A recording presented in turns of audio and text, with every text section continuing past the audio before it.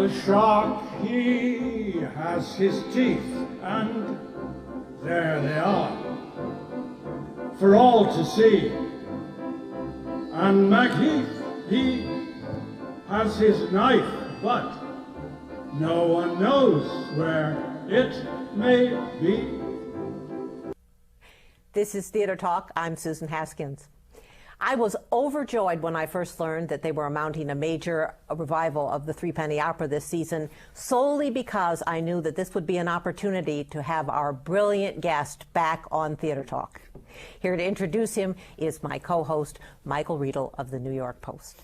We're going to use the Roundabout's revival of the Threepenny Opera as a jumping-off point to discuss the history of that great work by Bertolt Brecht and Kurt Weill, and who better to do that with than the insightful, celebrated Brecht scholar ERIC Bentley, who is the author of the Brecht Commentaries and the Brecht Memoir, translator and poet and playwright and critic in his own right. ERIC Bentley, welcome to Theater Talk.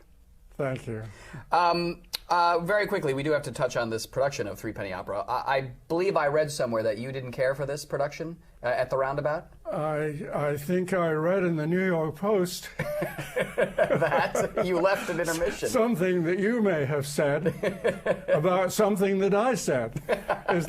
Is that correct? That's pretty much it, yes. I think the line was, "No tragedy ever hurt me so much." Oh, yes. There was no attempt to understand Bertolt Brecht or Kurt Weill, and they came in with a point of view very alien, very, very different, concerned with reconstructing Studio 54 and doing the druggies of the 60s and whatnot, long after Brecht died, and Kurt Weill also.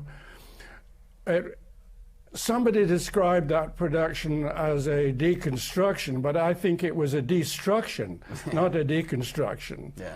Now, the history of the Threepenny Opera, how did it begin? I mean, was it just a cabaret piece that Brecht and Weill were working on together back in the day? No, there's an American myth now that Brecht was part of cabaret in the 1920s in Germany, but he wasn't. He was only part of the theater, very much part of it. And the Threepenny Opera was done on the 200th anniversary of the Beggar's Opera. Right, right. The Beggar's Opera from 1728 had been revived in London in the 1920s. And Brecht saw it? After a period in which it was a little too naughty. In the late Victorian period, it had been too naughty to do. In the 20s, the naughty 20s as we call them, it was revived. And people in Germany found out and said, let's do this in German, and invited Brecht to do an adaptation. Elizabeth Hauptmann translated it from English. She had partly American background, and she did a German translation of The Beggar's Opera. And that was what the original producer thought would be produced, probably with the music from the 18th century, the music that had been used 200 years before. When Brecht got a hold of her translation, he wanted to freely adapt and do some other things. It wasn't expected to be successful, but was, and this is in Germany in 1928. And it was a big triumph for Kurt Weill and Brecht, and for Lotte Lenya, who was already married to Kurt Weill and played Jenny in it. And it ran in Berlin the way things run there in repertory, not every night, until it was shut down by the Nazi regime in 1933. And in fact, it was a European success in that period. But insofar as the Nazis came in, it was shut down, and it didn't reach to England. It reached to Broadway, and there was a production in the early 30s here in New York. It was not a successful production, the original Broadway one, right? No, and there's been various statements that I've read in the literature around it of why it wasn't. Often by people who didn't see the show, it's said to be because it was a bad translation. Let me ask you, though, the really famous production of Threepenny Opera was the one that was done by Mark Blitzstein. Yes, Mark Blitzstein. Right. at the Theatre de Lys. Yes. And that is, you know, sort of a lot of legend has sprung up around that That's production. right. How did that come about? And I know at the time you had issues with that very famous production. Mark Blitzstein was, of course, a composer mainly, but he did write the words of his version of Threepenny Opera. It was a very hot political issue at the time because this was the McCarthy period. The interesting thing was that there was Brecht in communist East Germany, Brecht, who had never been a party member, but Mark Blitzstein, who had been a party member, but was hiding vigorously from McCarthy. This. Yeah. And it appeared in New York with Blitzstein's name in much larger print on posters and in the New York Times ads, larger than Brecht, because Brecht had to be covered up because he was a communist, you know, slow. Right. Whereas Blitzstein didn't, because although he was a communist, nobody knew, except the FBI, which of course could. So right. There were, all this politics was going on, both the politics of who would direct and who would translate, and the big global communist politics. Issue in the McCarthy era, because they were picketed. Now, let me ask you, though, is it not true that when the production first opened at the Theatre de Lys on Christopher Street, that it didn't go, and it was the championship of Brooks Atkinson in the New York Times that brought it back and turned it into a hit? You seem to be the only person that knows this, because this has been conveniently forgotten by all who speak of a 7-year run. Actually, the second of those 7 years, the theater was dark. And Brooks Atkinson up and said, "Where's that wonderful show I saw last season? It should come back." So they brought it back. And it's a thing critics should know about, because it shows sometimes a critic does have actual power. Yeah, and positive power. It affects history. Because when it came back, it ran then for 6 years, or 5, whichever. This was also interesting historically, because in the first year it ran, when it was not, its audience was German refugees. Of course, from the coming in from the suburbs, especially for the Sunday matinee, you know. And for them, Threepenny Opera was a nostalgic affair. Like the golden times. In its own day, it had been quite the opposite. Revolutionary. Discussed, reviewed by the Nazis as Jewish pornography on account of Weil. They sometimes thought Brecht was Jewish, but he wasn't. Did Brecht see this production, the production at Theatre de Lys? No. He never saw the Blitzstein production? No, he'd left. He died in '56. You see, this production took place in the late '50s. Brecht died in '56. We should say that Mr. Brecht had been hauled before the House Un-American Activities Committee in '47, in 47, and then promptly left the United States. And did he ever return after that? He left for good, right? Well, you know, his life was full of adventure at that point. He might have been detained by the FBI. But he left. Might have come up with other stuff. But he didn't want to be in the United States during the McCarthy era. Well, there was a lot of argument about the position. His communist friends didn't like what he did, because he answered the question the communists said you shouldn't answer. You know, you shouldn't. Are you now? Have you ever been a communist? He said no. And when they repeated it, was he speaking of both the German Communist Party and the American? He wasn't a member of either one of them. He again said no. So he was and they were mad at him for doing that, because they they were even forcing non-communist people to refuse to reply. Interesting. Eric, you knew Brecht quite well. What was he like as a person? An easy question for you. What was it like to spend time with? What was it like to be around Bertolt Brecht? Well, was he charming and handsome and seductive, mean, unpleasant? Well, he wasn't seductive from a gay point of view. But women loved him. The women loved him, yes. Well, women were divided, as they are on many issues concerning feminism and men and whatnot. Some women, yes, are absolutely bewitched immediately. I think the word Professor Fuji always uses in his anti-Brecht biographies, smitten. And he says, I was smitten, but I wasn't smitten in that same sense. sexual sense, but quite a few women were. He had a lot of success, what you might call success, with women of various ages and charms and abilities. Other women found him distinctly distasteful. For instance, Elsa Lanchester, who said, after Mr. Brecht had been in my house with his cigars, I had to burn the curtains that were full of cigar smoke that wouldn't go away. He was not a great friend, though. I mean, he betrayed a lot of his friends over the years, didn't he, Brecht? Didn't he, or not help some of his friends who were rounded up by Stalin when he could have saved some? Wasn't there? I won't join in the accusation there. I don't think there was anything he could have done. He didn't betray anybody that I know of. No, I would say to that. Second, as to one of his girlfriends died in a Russian prison, Carola Neyer, who was the original Polly. And you've seen her in the movie, the German movie of Threepenny Opera. She died in a prison for women in the Soviet Union. In Brecht's Nachlass, what's that in English? That means what's the writings that are left over at the person's death. Oh. There's a letter that he wrote to Stalin to try and do something about that case. There's no evidence that he ever mailed it. And I hope for his sake that he, so to speak, that he didn't, because Stalin wasn't open to that kind of approach, as everyone knew. And may indeed have never heard of her, because she was lost in the system, I've no doubt. But that would be where you've heard the possible accusation that he didn't rescue his womenfolk.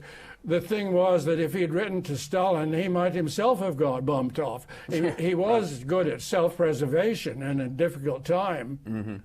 But I don't know. And in fact, his behavior, I have good reports on Mr. Brecht and his behavior, and also on his personality. I liked him, in other words. You did. Well, you must have liked him. I liked working with him, I liked working for him, in contrast to the way I didn't like working for Jerome Robbins, doing Mother Courage. Some of this is egoistic thinking. When Mr. Brecht worked with me, he showed me great respect and deferred to my opinion on a lot of things. When Mr. Robbins worked with me, he showed nothing but total indifference, and that he really had a contempt for anything, I might think. This was the difference between the German communist theater and the American capitalistic one, in my small experience. That's right. You write a great deal about how influential Brecht's work was on the musical theater. Yes. How his use of song in the Threepenny Opera That's right. was so very different from, for instance, the use of song in the Beggar's Opera, where the song was just a little kind of comment additional to the script, whereas you're talking about the nature of the lyrics in the Threepenny Opera and their importance. It isn't a Broadway musical, and I wasn't even an operetta, you know, the Threepenny Opera. It was the Threepenny Opera, which was a musical theater of the 18th century, in which John Gay had his own ideas of how you do the musical part, and his idea was he had tunes in his head that were traditional tunes, or they were the latest thing by Handel. He used some of that. And he put right words to music that existed in his head already. That's usually very short, a couple of lines sometimes. It was a whole lyric. When Brecht worked with Kurt Weill, it was entirely different. And he worked out a new scheme of musical theater, and of his kind of theater with songs, which was not that the songs decorate or otherwise amplify the drama, but that the songs are, in many ways, the pillars that hold the drama up. They have central importance, not peripheral. They're not coming out of the dialogue, as musical comedy songs frequently do, but are on the theme of the play, not the plot of the play. They're about the themes. For instance, if he wants to attack capitalism, he'll do it in a song, just outright.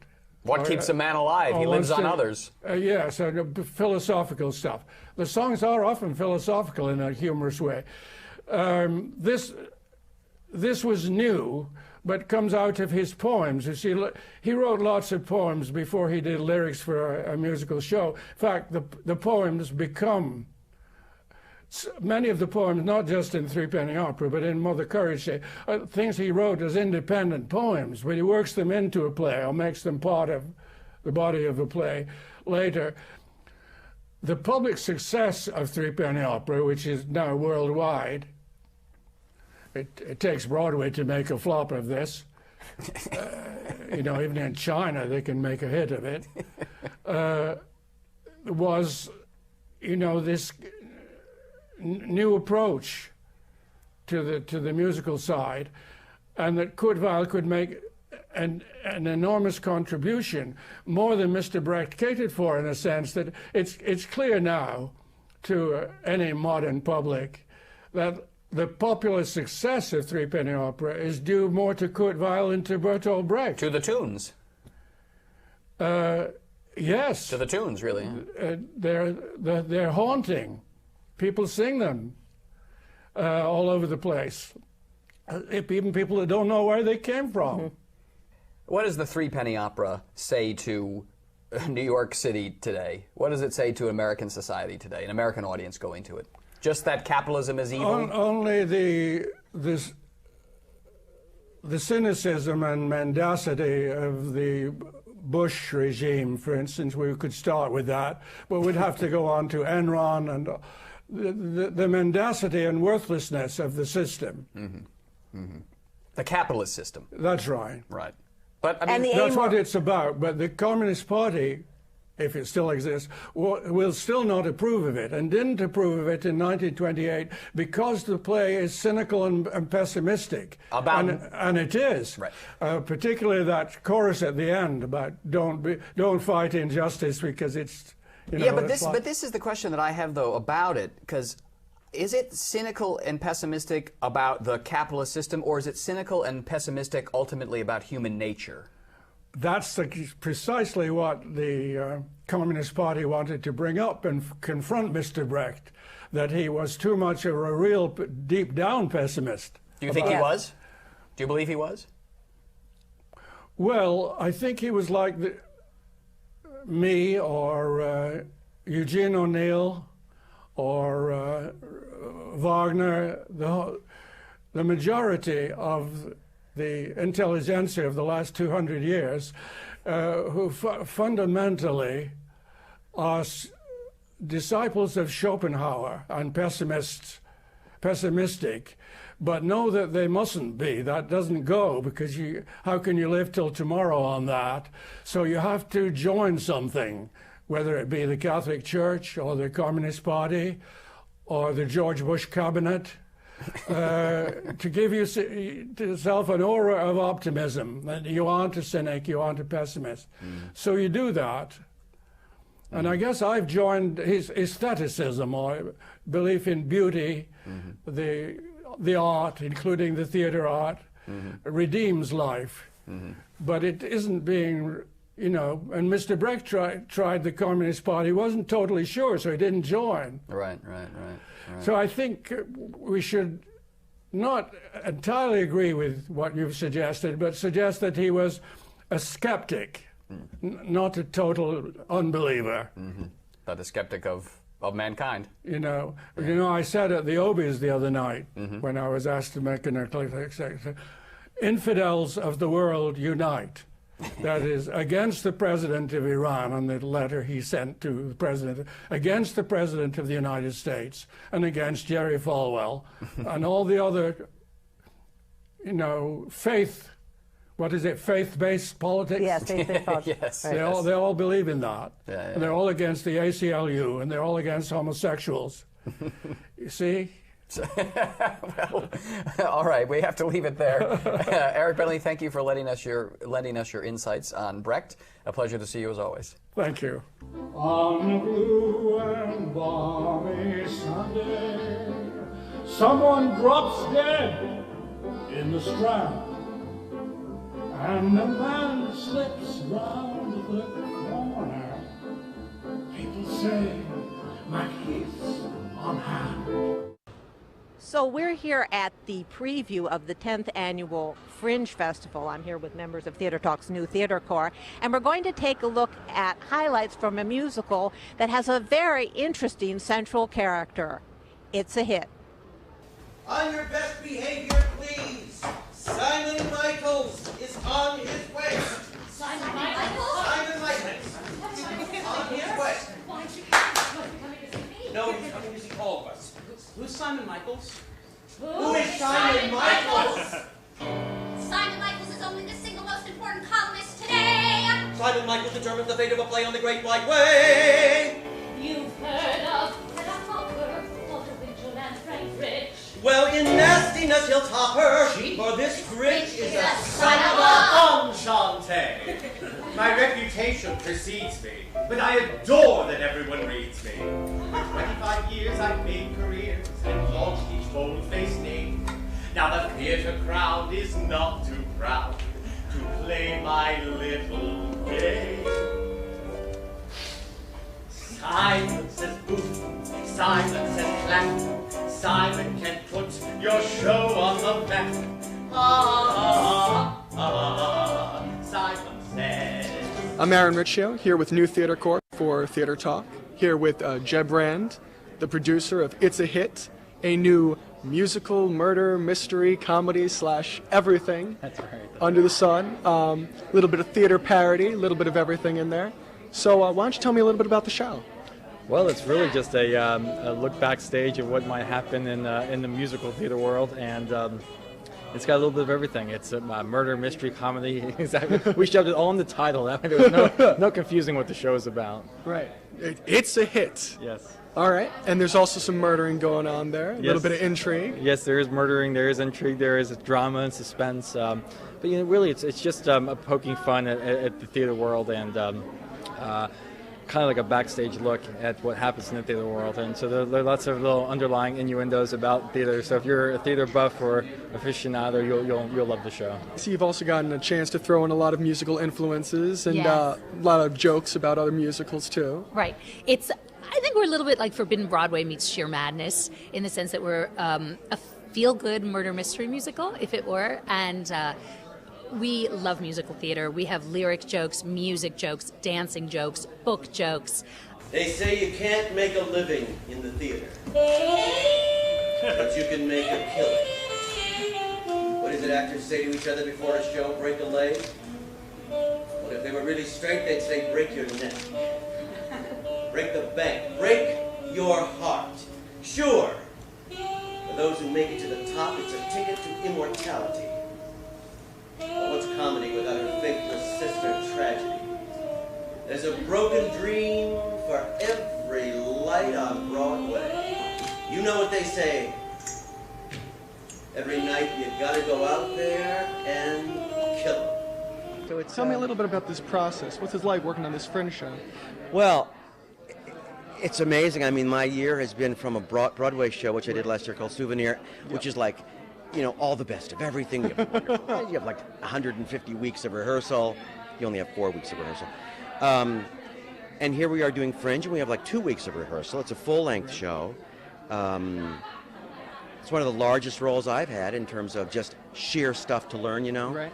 It's got a great score. We're working hard together. There's not a lot of breaks. But it's the whole spirit of like, everybody knows this is like going to where a good show gets born just for the love of it. I mean, we're not making any money, and I've always wanted to do Fringe. I've never gotten a chance to do it. And that's important too, is that everybody really loves what Oh, you're working yeah. on, and the material seems great. Absolutely. You all seem like you're having a lot of fun with it. We're rehearsing in someone's house who donated their house because they have a large empty room on one of the floors, and we're, can you bring the hat? Yes. Can you bring the coat? Yes. It's like doing when you used to do theater just because you loved it. Right. I mean, hopefully we still do it because we love it, but now there's all these other things involved. Yeah. But this is like, let's put on a show. It's a hit, it's the stardom we crave. This is it, every critic will rave. Stagers are waiting and begging for buzz. Our t-shirts and cast albums, logos on bugs. Beneath the glitter and the gold lame. It's the